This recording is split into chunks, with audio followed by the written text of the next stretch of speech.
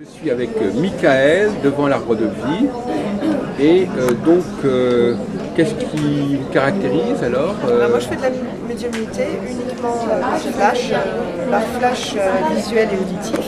Oui, Donc en fait ce sont des clichés visuels qui m'apparaissent et qui me donnent des informations sur la personne lorsqu'elle me consulte. Et également des informations auditives sous forme de mots, de phrases. Voilà. et qu'est-ce qui parle à travers vous alors? Ce sont des Très probablement des guides, je les appelle les guides, tout à fait. Ce sont toujours les mêmes guides. Enfin, ou bien Oui. ce sont des entités diverses qui correspondent à la personne qui Au vient. fil du temps, ça a augmenté. Il se peut que parfois il y ait un contact spirit. Dans ce cas-là, effectivement, ça peut être un défunt proche de la personne qui me consulte, qui vient me transmettre un message ou donner des informations. Mais la plupart du temps, tous les flashs qui me sont envoyés par mes propres guides. Oui, c'est ça. Donc c'est des gens auxquels vous êtes habitués. Oui, tout à fait. Au fil du temps, on les connaît. Oui.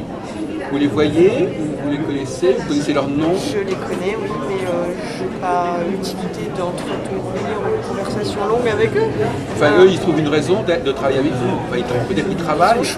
Ils ont choisi de communiquer avec les êtres humains sur cette terre avec les par êtres votre humains, à intermédiaire. travers moi, oui, tout à Oui. fait. Tout à fait. Et je suppose que toute personne qui vient vous voir, ils peuvent se renseigner à son sujet. Enfin, ils peuvent vous dire des choses sur cette personne. Oui, enfin ça le fait, oui, tout à fait, ça le fait régulièrement. Donc même quand il y a des gens qui passent dans la rue, des fois j'ai des informations qui me tombent à leur propos. Oui, et ce sont les guides qui vous soufflent Tout à fait. à l'oreille, mais vous ne pouvez pas les transmettre.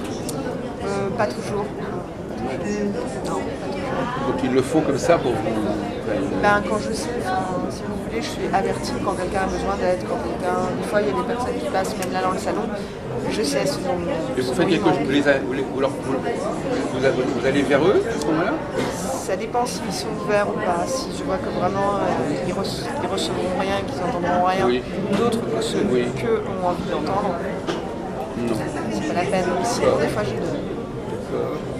Mais alors ça veut dire que, on va revenir des questions basiques quand même. Est-ce que ça veut dire que pour chacun d'entre nous, il y a des choses à dire? Beaucoup de personnes qui existent, vos guides ont des choses à dire à son sujet. Il y a toujours quelque chose à dire pour tout le monde.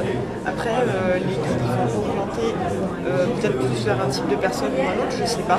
Je sais que c'est rare quand les guides ne me disent rien sur une personne qui me consulte.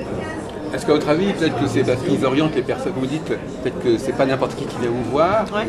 peut-être qu'ils amènent les personnes à qui ils ont quelque chose à dire, à vous. Il y a des choses Surtout curieuses, dans un salon comme ça où il y a le choix. Il y a des choses curieuses qui se sont passées, par exemple des gens qui avaient récupéré ma carte une année ou une autre, et puis elle est tombée.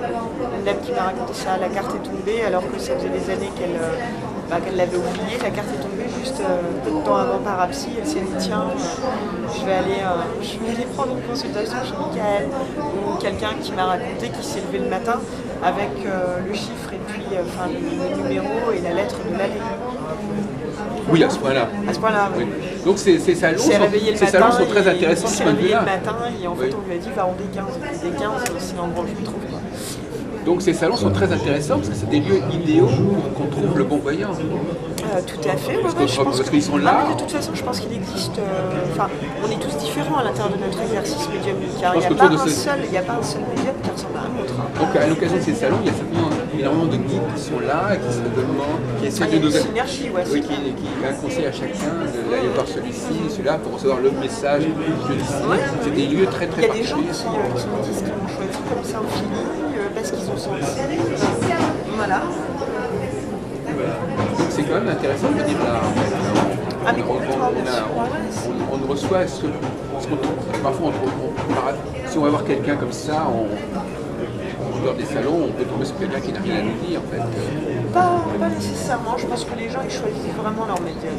Oui. En tout cas, moi c'est la sensation que Mais j'ai. encore faut leur donner les conditions pour. Bon, vous voulez dire que quand par exemple, dans une revue, il y a 20 ou 30 publicités, personne ne va choisir. Tout à fait. Moi, les gens qui viennent vers moi sont des gens qui m'ont déjà vu exercer par la télé, qui m'ont vu sur le podium en conférence. Donc c'est amusant parce que, en fin de compte, avant d'avoir tiré les cartes, il faut déjà tirer le bon médium. Je veux dire que il y a le premier choix que fait la personne, c'est de choisir le médium. Ouais, Après, on lui demande de faire d'autres choix. Je ne sais pas si vous ne travaillez pas avec des ah, cartes. aucun support. C'est une table vide. Ah ouais, donc chez vous, c'est ça. Tout est dans la tête. D'accord. Vous n'avez pas besoin de confirmer et ça, mais ça peut durer combien de temps? Ça dépend. Sur une consultation. Vous ne pouvez pas parler très longtemps. Si, sur une consultation, si. Sur une consultation d'une demi-heure, on part sur du 1 an et demi ou 2 très en détail. Ah oui? Ah ouais, sur tous les domaines. Et en 1 heure et demie de consultation en cabinet, on part facilement sur du 5-10 ans. Oui. Oui. Et comment donc c'est très organisé? Comment vous faites comment vous balisez tout ça? Tout simplement, je donne les flashs, je regarde un petit peu. Et vous savez chaque année, vous savez pour chaque année ce qu'il y a, ou bien la personne année par année? Les points de passage. Ça ne se passe pas année par année, ça se passe par période en fait. Oui. Il y a des gens qui ont un point de bascule qui est très important à telle période de leur vie, d'autres à un autre moment. C'est pas tous pareil. C'est pas de la psychologie, on n'est pas en sciences du comportement, je ne sais quoi. Enfin, les gens repartent avec quand même des informations assez bien organisées, assez bien rangées. Des orientations professionnelles, des orientations sentimentales, sur le lieu de vie, etc. Tout à fait. Des informations sur leur famille, sur les proches qui les entourent. Donc vos guides sont très... Parfois il y a des contacts spirites. Également, il se peut qu'on bascule en karmique. Le karmique est utile pour dénouer quelque chose de très verrouillé dans une problématique précise. Alors, le karmique voulait dire la connaissance des vies antérieures? Tout à fait. Quelque chose s'est passé. On éclaire une vie antérieure? Oui, tout à fait. Quelque chose, un événement. Et voilà, l'expérience que les gens font, une voyance karmique, ça prend un peu plus de temps, parce qu'il faut dénouer l'ensemble des fils qui sont entremêlés, etc. Et parfois sur plusieurs époques avec la même personne. Et vous faites tout ça, vous? Ouais, et en fait, quand les gens se retrouvent en consultation comme ça, ils adorent parce que ça leur permet de dénouer des choses psychologiques. Mais c'est vraiment, alors, en tout cas, si vous voulez, chaque consultation est différente parce qu'il y en a, on va avoir un entrelacement avec des contacts spirites, il y a des messages de leurs défunts qui n'auront pas été donnés, des informations importantes qui vont passer. Des fois, on va basculer en karmique, des fois, on va parler de leurs propres dons et compétences. Vous voyez, c'est très varié en fait, une consultation avec moi. C'est toujours adapté à la personne qui est en face et toujours en fonction de ces interrogations que je vais chercher parfois au-delà de...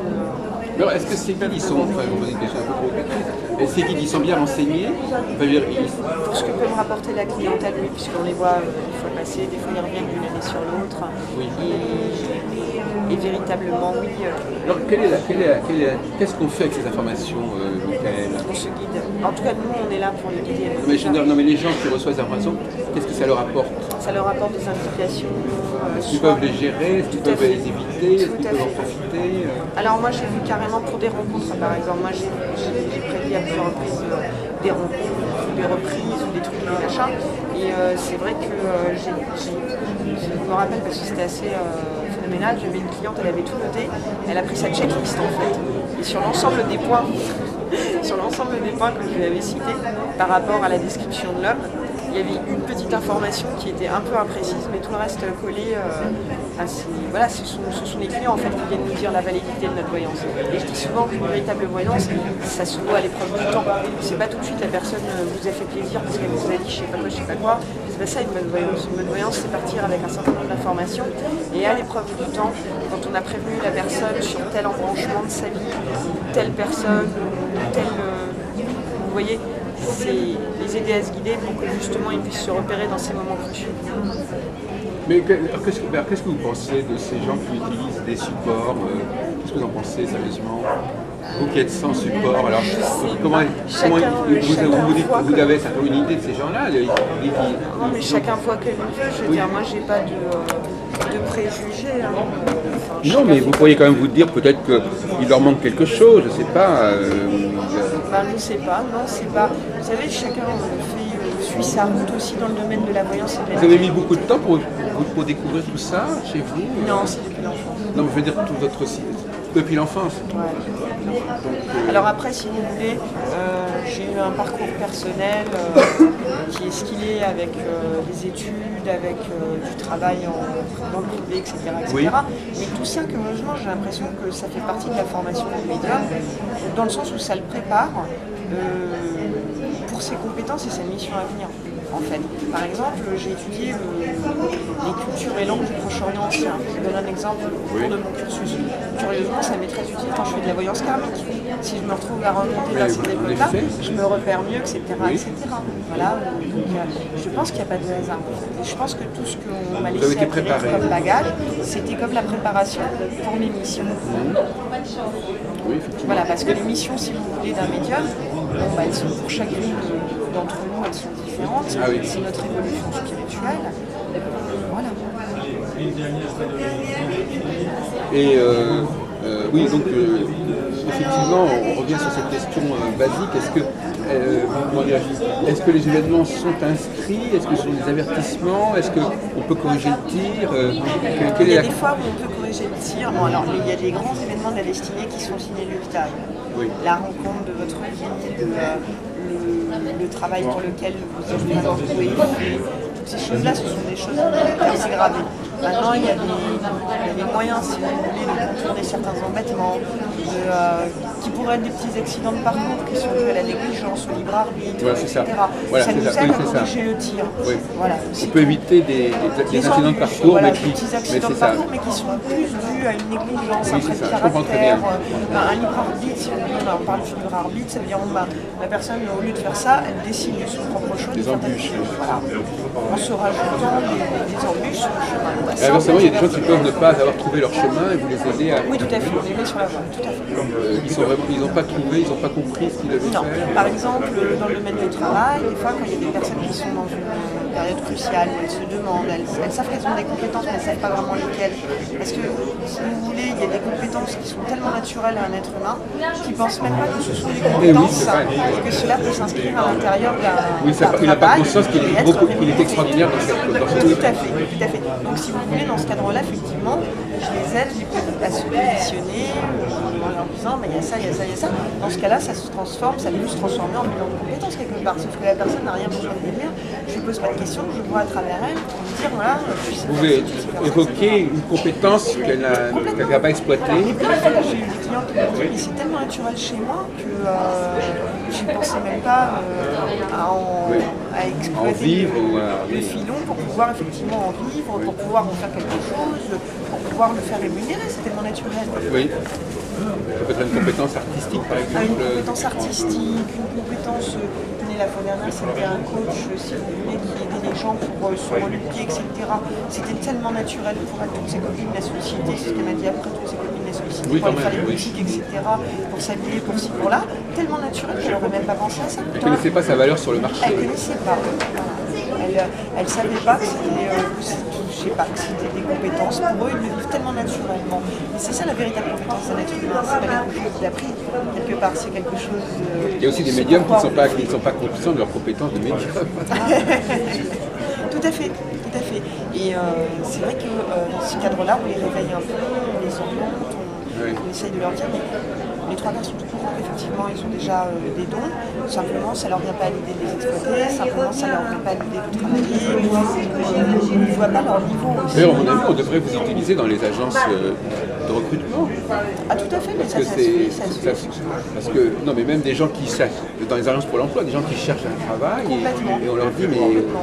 Et non seulement vous leur dites, mais vous faites un rapport sur elle, et vous leur dites, voilà, moi je vous confirme qu'elle a une capacité. Que cette personne peut aller dans tel truc, que cette personne, tout à fait, c'est de l'orientation, de la reconversion, de l'accompagnement, si vous voulez, à la reconversion. Et actuellement, ça avance dans ce domaine, le recours à ce genre de... Moi, c'est ce que je fais avec la clientèle privée. Ah oui, d'accord, mais vous n'êtes pas en rapport avec un cabinet de... Non, pas spécialement, pas spécialement. C'est vrai que ça serait intéressant, mais ça ne s'est pas présenté tout simplement. Ouais, il faut peut-être y penser. Là, c'est amusant, il y a de nouvelles perspectives pour les médiums là, auxquelles on pense. Là, tout à l'heure, j'étais en train de discuter avec le Patricia Le Serre, Serge Koskas, et on disait qu'il pourrait travailler avec des historiens, des médiums. Là. Ça pourrait vous intéresser aussi. On a des gens qui ont un travail de recherche dans une certaine hauteur, et qui veulent compléter le dossier de cet auteur qui a vécu il y a 500, 300, etc. Et ils interrogent les gens qui ont vécu à cette époque, certains éditeurs, certains auteurs, pour compléter leur thèse. Vous n'avez jamais eu l'occasion, vous, de... Parce que moi, je travaille beaucoup, moi, je travaille avec des médiums, je ne suis pas médium, mais je travaille avec des médiums, et je leur demande justement, sur des sujets que je connais bien en tant qu'historien moi-même, je leur demande de mettre en contact avec tel éditeur, tel libraire. Là, oui, je vais voir par le contact spirit, on a aussi des Oui, par le informations. contact spirit, oui, d'acquérir, ou du moins en tout cas accéder à la vie antérieure de cette personne, enfin pas de la personne dont je parle, mais la mémoire de ce personnage qui m'intéresse, et d'interroger en disant voilà, est-ce que vous avez vraiment vécu ça, est-ce que vous avez vraiment fait ça, est-ce que ça s'est passé comme ça ou pas. Vous n'avez jamais fait ça? Non, j'ai jamais fait ça. Oui. Moi j'ai l'habitude de le faire maintenant. Le contact spécifique dans une utilité d'historien, ça ne s'est pas présenté. Maintenant, médiumniquement parlant, j'ai des gens avec lesquels, qui me demandent d'établir un contact spirit avec telle ou telle personne, parce que la personne, sur les dossiers des fins judiciaires par exemple, Quand même. savoir exactement ce qu'il en est, etc. Mais c'est des personnes qui vous mettez en contact avec qui? Avec des entités disparues? Avec l'esprit de la personne qui est... Et cette personne va pouvoir vous donner des renseignements, sur son... pour compléter le dossier. Par exemple, on ne sait pas qui a tué cette personne, enfin, je ne sais pas, on peut... Les familles de victimes, tout à fait. Ah oui, d'accord. Et ça permet de mettre sur la voie la police, par exemple. Des choses comme ça, tout à fait, des choses comme ça. C'est vrai que... Ah oui, C'est d'accord. vrai que des fois, on a les familles de victimes qui viennent nous voir pour demander telle ou telle chose. C'est pas des choses très spécifiques. Oui. Et des fois, c'est sans qu'eux viennent nous demander. Nous, on tombe sur des affaires dans lesquelles ils sont impliqués, de près ou de loin. Oui. Mais là, là, il s'agit de gens qui sont... Moi, je parle de gens qui sont des chercheurs qui sont impliqués dans leur domaine, mais ça ne les implique pas. L'identité n'a rien à voir avec eux. Tout à fait. Ça, dans le domaine de recherche, je ne sais pas. Je ne sais pas qu'est-ce que c'est. Patricia Lasserre, elle a fait une thèse sur Robert Fludd, qui vient de paraître. Elle est médium, elle n'avait pas pensé à interroger l'auteur sur lequel elle allait travailler. C'est bizarre. Maintenant, elle va y penser. Ou même, vous avez peut-être travaillé aussi sur des sujets sur lesquels vous pourriez faire une recherche, non seulement. Il y a peut-être des questions que vous voulez résoudre, je ne sais pas. Oui, enfin, disons que, vous savez, moi, la médiumnité, ça me semble surtout avoir une utilité pour les vivants. Savoir pour mais savoir. Les vivants, mais les chercheurs. Savoir n'est pas tellement important. Savoir pour aider, oui. C'est effectivement mais ça peut utile. aider un chercheur de savoir certaines choses. Oui. Ça peut lui permettre d'avoir un travail beaucoup plus sérieux, ça peut lui permettre d'aller plus loin. Là, je suis d'accord, mais dans un domaine d'application comme l'histoire, par exemple, oui. je veux bien, voilà. Dans le domaine des sciences, je capte parfois des choses. Ça, effectivement, ça me semble tout à fait utile et approprié. Dans le domaine des sciences, il y a des fois des informations que j'ai dans le domaine politique, j'ai aussi parfois des informations. Oui, d'accord, donc c'est aussi un domaine de recherche. Tout à fait, c'est un domaine de recherche qui a une application. On peut faire des découvertes scientifiques grâce à la médiumnité. On voit des choses. Oui. Je sais qu'il y a des choses qui sont en cours de travail, qui sont ici. Aux États-Unis, les États-Unis sont très très productifs. On pourrait concevoir des inventions. Les guides pourraient être prêts à vous donner des clés, des idées pour élaborer un médicament, une machine qui pourrait régler des problèmes sur cette terre. L'utilisation des énergies mentales, en tout cas la manière dont utiliser la médiumnité. Oui. Est-ce que vous croyez à la notion justement de prière, de protection Alors la prière, c'est une concentration mentale qui a déjà été étudiée en anthropologie, parce que moi j'ai fait l'anthropologie. Oui. C'est un moyen de concentrer maintenant. Est-ce qu'on bascule pas dans l'ésotérisme? On va dire de manière laïque que c'est une manière de rassembler les énergies d'un être humain, une concentration personnelle et intérieure, dans le but d'aider un autre être humain. Si on est laïque. Si on est laïque, Si on est laïque. vous êtes utilisé ce mot laïque, c'est amusant parce que moi j'utilise beaucoup le mot laïque. Enfin, je veux dire, parce que je participe justement à un parcours. Mais pourquoi vous parlez de laïque? Parce que si on... C'est une explication rationnelle qui Ah oui, c'est place ça. l'être humain Ouais, d'accord. en point alpha. Maintenant, si on est effectivement dans le religieux, donc dans l'ésotérisme, donc dans d'autres considérations, l'alpha est déplacé à l'arrière.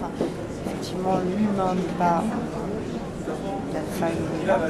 Et dans ce cas-là, effectivement, on peut considérer qu'on rentre en communication avec d'autres forces qui nous dépassent, nous précèdent et nous survivent. Oui, je ne sais pas si tout le monde comprend ces notions d'alpha. Non, parce qu'on ne parle quand même pas entre... C'est pas seulement en entretien tous les deux. Un point alpha, c'est un point d'origine. Voilà, c'est ça, oui, l'alpha et l'oméga. Regardez de l'alphabet grec et même hébreu, parce que c'est le aleph en hébreu. Aleph. Oui. Oui. Mais qu'est-ce que vous pensez de l'astrologie, par exemple? L'astrologie, je pense qu'elle rejoint la médiumnité, c'est-à-dire que Ah bon? pour moi, tout à fait, parce que je vois bien que les prédictions que je donne, j'ai déjà fait l'expérience avec des astrologues, on tombe sur les mêmes notions. Il y a pour moi des vibrations particulières que je ressens au niveau, par exemple, des relations sentimentales. C'est expliqué en astrologie. Enfin, moi, personnellement, en ce qui concerne l'astrologie, je crois que le grand problème, si on devait utiliser la médiumnité, ce serait de restituer l'astrologie à sa Superpose. Comment? C'est-à-dire qu'un bon astrologue fait le même travail qu'un bon médium, c'est-à-dire qu'on superpose des informations et je vous assure qu'il y a des corrélations, des correspondances. Oui. Bah, Et ça, c'est pas rare, oui. parce que je fais l'expérience avec des astrologues. D'accord. Et que Mais... ce soit au niveau, si vous voulez, de ce que eux peuvent traduire en termes de convergence de planètes, ou de je ne sais pas quoi, parce que je ne suis pas du tout astrologue. Dans un thème, oui. Oui, dans un tel, etc., ils vont tomber sensiblement sur les mêmes périodes que moi, je vois par la médiumnité, par le flash. Ça, c'est très intéressant. C'est un autre sujet de recherche. Très intéressant. Mais un autre sujet de recherche encore, ce serait de... Vous savez, ces savoirs traditionnels, parfois, ils se sont un petit peu dévoyés, déformés. Ils ont perdu ce qu'ils étaient au départ. La pureté originelle? Oui. Et c'est le cas d'ailleurs de l'astrologie, me semble-t-il. Et par conséquent, avec la médiumnité, on pourrait essayer de retrouver, de débarrasser certains savoirs de C'est choses qui se votre sont... préoccupation, la recherche de la pureté originelle, dans le but de savoir ce qui s'est passé exactement. Pour moi, la médiumnité a une utilité qui est différente, si vous voulez. Vous l'utilisez dans le diachronique, je l'utilise dans le synchronique, c'est dans le ici et maintenant, quoi, si vous préférez. Donc pour moi, ça n'a pas vraiment... pour moi, si vous voulez partir à travers le temps, le remonter, le redescendre, ça a une utilité, ça peut libérer l'individu. Mais il faut qu'il y ait une utilité dans l'ici et maintenant, pas simplement le fait de savoir. Ah ben non, parce que si vous améliorez l'outil astrologique, ça sera une utilité immédiate, au contraire. Ça, je suis d'accord avec vous. Donc si l'astrologie Croyez-vous actuellement... qu'il s'agisse de l'original ou pas? Je crois que l'astrologie actuelle est très mal en point. Diluée. Oui, diluée, il y a des choses qui sont rajoutées, des choses qui ont été perdues. Donc c'est restituer l'outil astrologique dans sa valeur originelle, c'est extrêmement utile pour notre époque. Parce que notre époque, elle ne comprend pas très bien ce qui lui arrive, et l'astrologie, telle qu'elle est actuellement, n'est pas complètement capable de l'aider dans ce sens. Elle n'est pas à la hauteur de la mission que eux-mêmes, d'ailleurs, parce que l'astrologie, quand on la connaît de plus près, elle a été très perturbée. Non mais justement, c'est pour ça que je vous le dis, c'est pour ça que je me permets de vous le dire. Par contre, on parle avec eux, effectivement, j'ai pu avoir des discussions avec des astrologues, tomber sur des choses. Moi, ce qui m'intéresserait, ce serait éventuellement, par exemple, avec quelqu'un comme vous, pour reprendre un sujet, de lui dire, voilà, moi, est-ce que cette solution que j'ai trouvée, ou cette reconstitution que j'ai faite, est-ce qu'elle est approuvée? Est-ce qu'elle est approuvée par l'Église? Oui, ça, on peut tout à fait. Voyez-vous? C'est déjà pas mal. Parce que dans le domaine de l'art traditionnel, on est constamment sur le problème. Est-ce qu'on a bien constitué dans le domaine du fabrique, des choses qui sont pas tout claires. Moi, il y a des différences entre les chercheurs, essayer d'arbitrer, de dire voilà, ben celui-là il est quand même un peu plus près de ce qui s'est passé, et puis effectivement il a raison de dire qu'à un moment donné on a enlevé un truc, on a enlevé un truc en autre. Et ça, c'est pas du tout de la recherche historique comme ça. Ça peut être tout à fait utile. Ça peut être pour l'utilisation tout à fait. Ah bah oui, on a besoin on a vraiment besoin d'un outil, ça c'est vraiment vital ça. Ouais. On a besoin d'un outil fiable pour pouvoir parler de ce qui se passe. Et si on a un outil qui n'est pas fiable, ben, l'humanité, elle essaye de penser ce qui se passe d'ailleurs actuellement. Justement, à ce propos, si on dit quelque part là, qu'est-ce que vous pensez de cette attente pour 2012, de Maya, fin de vie, changement de conscience? Est-ce que vos guides ils approuvent cette idée, là, cette espèce d'effervescence? Ils ont été bavards. Comment? J'ai dit oui, ils ont été bavards. Oui. Alors, est-ce qu'ils disent qu'il faut prendre ça au sérieux ou est-ce qu'au contraire ils disent que ce sont des non, mais vous voyez bien qu'il y a quand même beaucoup de gens, de plus en plus de gens qui s'intéressent à des choses qui jadis étaient réservées à un petit nombre. Et de plus en plus de gens qui s'éveillent à la spiritualité.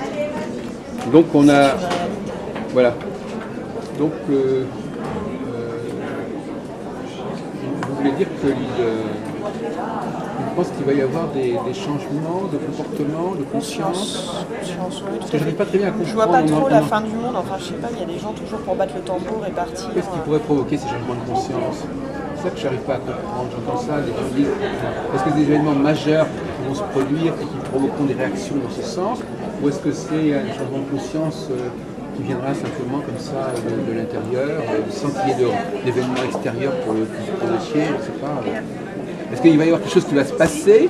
Ou est-ce que c'est quelque chose d'extérieur qui va provoquer le changement? Ou est-ce que c'est le changement de conscience qui va provoquer? C'est le changement intérieur, enfin c'est le changement de conscience qui fait venir. Ah voilà, c'est ça.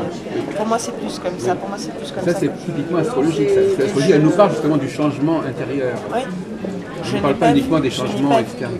Sinon, même mon gérant, guerre mondiale. Donc il y a quelque chose, il y a une sorte de cyclicité, il y a quelque chose, il y a un calendrier qui fait que il y a un temps. Il va y avoir quelque chose dans la conscience des gens qui va se débloquer.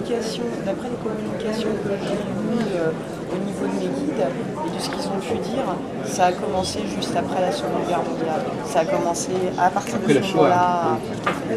Ça a commencé en médiumnité, en flash médiumnique. Ça fait comme des énergies spirituelles qui viennent et qui permettent aux gens de s'élever au niveau des degrés de conscience. En même temps, je pense qu'effectivement, ça a été effectivement un changement radical dans la conscience humaine par rapport à ce que l'homme pouvait faire à l'homme.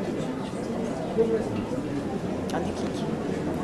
D'ailleurs, dans l'histoire de la philosophie, ça a provoqué effectivement des changements de paradigme importants. Vous avez étudié la philosophie contemporaine? Charmant.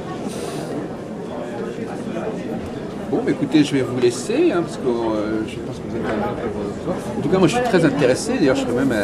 Vous êtes sur quelle région? Je suis sur Paris. Sur Paris, bon, donc il n'y a pas de problème. Juste à côté, dans le 17e, porte de Champéry. Ah oui, je suis né à la porte de Champéry. Au lycée Pasteur. Voilà, écoutez, voyez-vous, j'ai eu raison d'assister. C'est je crois que la 3e, 4e tentative. Oui, vous avez... C'est intéressant de voir.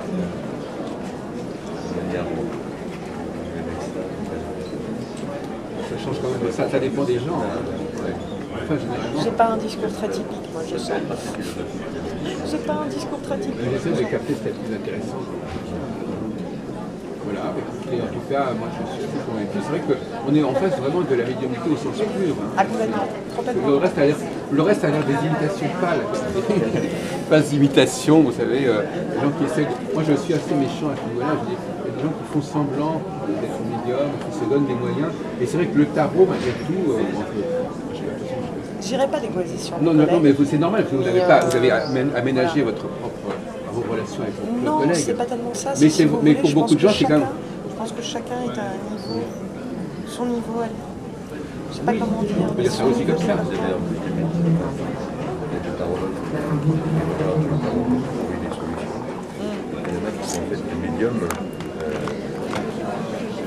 Non, parce que par exemple, l'autre jour, il y a quelqu'un qui m'a dit, je crois que c'est M. Lehmann là-bas, il m'a dit, j'ai fait un nouvel oracle, un nouveau jeu de cartes, à partir de mon flash, etc. Et je le mets à la disposition des gens. Donc eux, ils vont pouvoir participer quelque part à cette... Donc voilà, ils vont... C'est ce qu'a fait Béline. Oui, c'est ça, mais tous les oracles, c'est le principe des ressources. Ce sont quoi? Ce sont des médiums. Ce sont des médiums qui ont besoin, peut-être à la limite plus pour se rassurer ou pour clarifier, de se tourner vers des tarots, mais qui ne sont pas... C'est aussi des gens à qui on aide. Moi, j'attache beaucoup d'importance à la notion de manque. Quand les gens ont un manque, on les aide à combler ce manque. Donc effectivement, si les personnes n'ont pas cette faculté, il y a des techniques qui permettent de compenser cette absence. Ils peuvent avoir cette faculté, mais que ce soit juste une manière de se rassurer. C'est-à-dire que le manque, il est uniquement psychique dans ce cas-là. Ouais. Oui. Mais Tout à fait, ouais. c'est comme quelqu'un qui ne peut pas voir s'il n'a pas de lunettes, ou quelqu'un qui ne peut pas faire de la musique s'il n'a pas une partition. Enfin, dans la société, il y a des tas de choses où il y a des gens qui font des trucs. Quand quelqu'un, c'est pour ça que je faisais, quand quelqu'un n'a pas de technique, quand par exemple, elle, Michael, elle n'a pas de technique au extérieur. Non, mais vous avez votre propre technique de travail. Genre technique au sens d'objet, de support. Bon, ça veut dire qu'il lui manque rien. Tout est en elle. Il y a des gens à qui il manque quelque chose, plus ils vont accumuler sur la table des trucs. À l'extérieur de moi. Tout n'est pas en elle. Son protocole consiste finalement à faire le vide de façon à pouvoir faire venir, accepter les intuitions, les flashs, les Oui, informations qui je arrivent. suis mal exprimé. Non, mais quand je dis pas en elle, je veux dire, je dis pas, elle capte des choses, mais en tout cas, c'est pas des objets qui sont là. Évidemment, tout ce qu'on a dit, elle montre très bien qu'elle reçoit, mais c'est quand même par son canal à elle, c'est directement par rapport à elle, alors que quand même dans plus de la moitié des cas, les personnes. On va chercher dans le support, oui. Voilà, et c'est surtout les personnes qui n'ont. Parce qu'on a mis à leur disposition ces supports parce qu'elles n'ont pas certaines facultés.